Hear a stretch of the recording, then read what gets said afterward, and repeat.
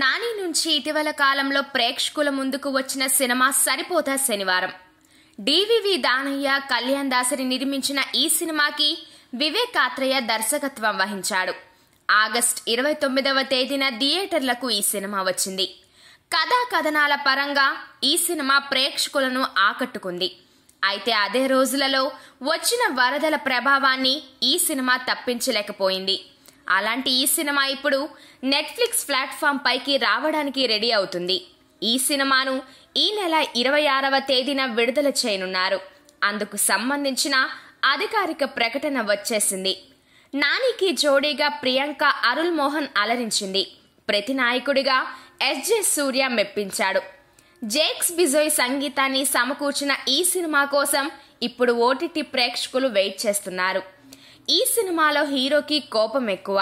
6 రోజులలో ఏం జరిగినా కోపాన్ని అణుచుకుని శనివారం నాడు దానిని ప్రదర్శించమని తల్లి చెబుతుంది. 6 రోజులలో అతని కోపం తగ్గిపోతే అవతల వారిని ఎప్పటికీ క్షమించమని అంటుంది. దాంతో హీరో తన కోపాన్ని ప్రదర్శించడానికి శనివారాన్ని ఫిక్స్ చేసుకుంటాడు. ఆ తర్వాత ఏం జరుగుతుందనేది కథ.